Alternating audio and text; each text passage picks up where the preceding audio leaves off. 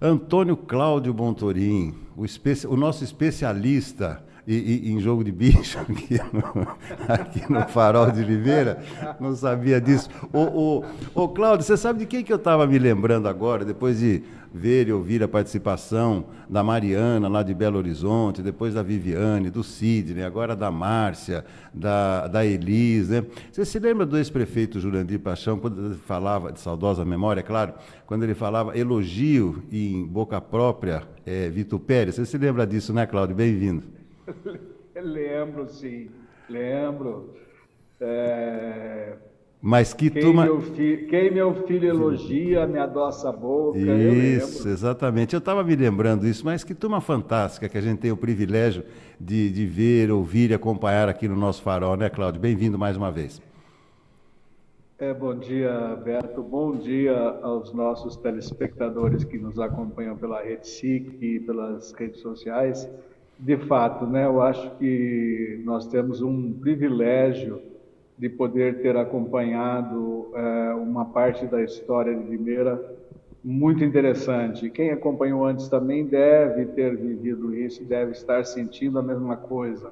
Mas nós passamos uma fase realmente em que havia uma discussão política interessante, né? Os dois grupos que se digladiavam no poder, né? O grupo do Paulo, o grupo do Jurandir, cada um a sua moda, a sua forma, sempre nos trazia algo de interessante no mundo político, né? O Você sabe. Jurandir era uma pessoa folclórica, né? Uma pessoa que não tinha medo de chegar para a pessoa e falar: você é meu inimigo, eu não gosto de você, mas te respeito. Então, ele não se escondia. Outros políticos era tapinha nas costas, né, aquela coisa toda. E você só virar as costas levava um chutinho, né, um pezinho no traseiro. Então, Beto, eu acho que a questão é justamente essa, né? Um momento da política limeirense em que havia políticos. Sim, sim. Hoje, infelizmente, a gente tem profissionais da política no comando Mudou. dos municípios e também no controle dos legislativos, né? E Infelizmente, você, nós perdemos grandes políticos, viu, e Beto? você, e você sabe que dessa geração mais antiga de políticos aqui em nossa cidade, não é do seu tempo, não é do meu, mas um que eu ouço falar muito é do ex-prefeito Jucão. Segundo quem o conheceu, poucas pessoas ainda estão entre nós, um dos maiores oradores que Limeira já produziu, viu, Cláudio? Eu ouvi o comentário sobre o Jucão, não o conheci, não conheço a história dele, né? Mas também me disseram que tinha, assim, um discurso muito interessante, né? Ele, E o Jurandir, a gente sabia que o discurso dele era ótimo, né? O Paulo já era mais comedido, mais tranquilo, mas você ouviu o Jurandir falar, realmente era interessante. Eu tive meus perrengues com o Jurandir, mas eu respeitava muito e gostava muito de ouvi-lo quando ele falava, viu, Beto? aliás, quem que não teve um dia, né? Algum perrengue com o Jurandir, né?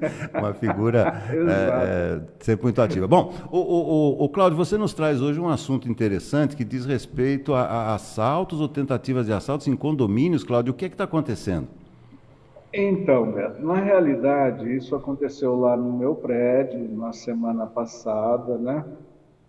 Mas a portaria já tinha sido alertada pela administradora do nosso condomínio, que é um grupo de pessoas que estão disfarçados de coletores de sangue de laboratórios, param dois veículos na frente do prédio, descem pessoas com todos de roupa branca, com um cooler, né, uma bolsa térmica daquelas de coleta para laboratório mesmo, né? Citam o nome de um morador, diz que vai fazer a coleta de sangue na casa. Isso acontece realmente. Laboratórios fazem isso quando a pessoa não pode sair e precisa desse exame. Mas esse caso chamou muita atenção porque veio justamente acontecer lá no meu prédio. E é interessante que, como o porteiro estava já avisado, é evidente que ele não permitiu a entrada dos coletores de sangue, né? Mas então é importante a gente dar esse alerta para que as pessoas fiquem muito atentas. E você sabe que em condomínio vertical isso é muito comum, porque nós temos a portaria, alguns têm portaria eletrônica, mas que tem uma vigia constante, né? Um vigia constante. E então é preciso tomar muito cuidado. É mais um golpe que está na praça, o pessoal se reinventa a cada dia e é bom alertar, inclusive os próprios condomínios horizontais, né? Que recebem muita gente e tem muita gente que às vezes precisa de um trabalho feito na residência, então é preciso tomar cuidado. É aquela história de técnicos de telefonia, né, Beto, que a gente já conhece. Muitos deles param o carro, se identificam, vão crachá, mas na realidade não são técnicos. Como os golpistas percebem que estão sendo descobertos e que os golpes foram revelados, eles vão mudando. Então, a nova onda agora é justamente essa do disfarce de coleta de sangue para laboratórios clínicos, cara. Coisa impressionante, hein? Isso é uma novidade mesmo. O Cláudio, isso esbarra também, né, em uma reclamação, entre aspas, de muitos moradores, mas é algo que eu julgo muito necessário. Muitos condôminos preferem ficar no conforto dos seus apartamentos do que irem verificar em loco na portaria quem se apresenta, seja como entregador ou prestador de serviço. Mas eu acho importante, né, Cláudio, porque normalmente nessas portarias, especialmente as virtuais, existe uma grade de proteção, que vai dar, obviamente, alguma proteção para o condômino, caso ele não identifique esse suposto golpista, né? Nós temos isso lá no prédio, né?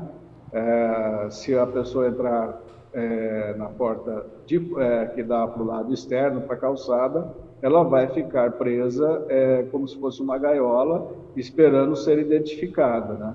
E é a determinação que a portaria sempre telefone para os condôminos. Como nós temos lá a portaria presencial, né? Então, para a gente fica até mais fácil esse tipo de coisa.